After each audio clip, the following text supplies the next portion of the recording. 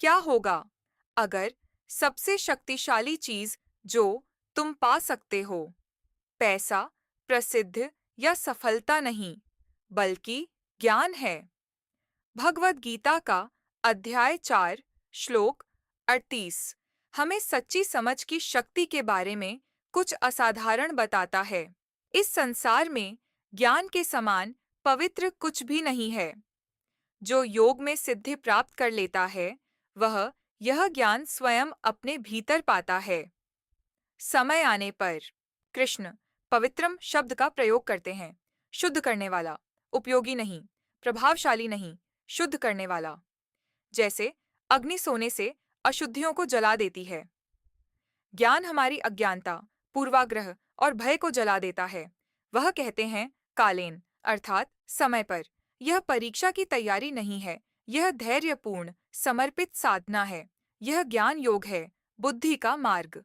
कल्पना करो कि तुमने जीवन भर एक विश्वास रखा है, शायद लोगों के एक समूह के बारे में, शायद सफलता कैसी दिखती है, शायद अपनी सीमाओं के बारे में।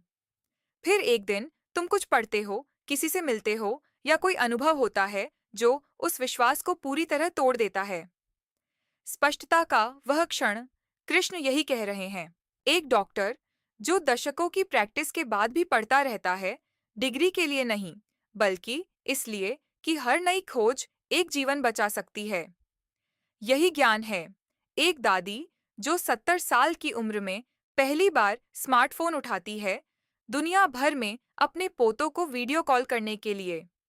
यही सीखने का साहस है। या उन शांत क्षणों के बारे में सोचो, जब तुम एक कठिन किताब के साथ बैठते हो या किसी की बात ध्यान से सुनते हो जिसके विचार तुम्हें चुनौती देते हैं। तुम भीतर कुछ बदलता महसूस करते हो। पुरानी धारणाएं घुल जाती हैं। तुम दुनिया को थोड़ा और स्पष्ट देख पाते हो। ज्ञान सिर्फ मन नहीं भरता, यह हृदय को शुद्ध करता है, निर्णय को समझ से बदलता है, भय को जिज्ञासा से, कठोरता को खुलेपन से। इस श्लोक की सुंदरता इसके वादे में है। अगर तुम मार्ग पर बने रहो, समझ आएगी। तुम्हारे समय पर नहीं, बल्कि अपने सही समय पर। ज्ञान सबसे बड़ा शुद्ध करता है।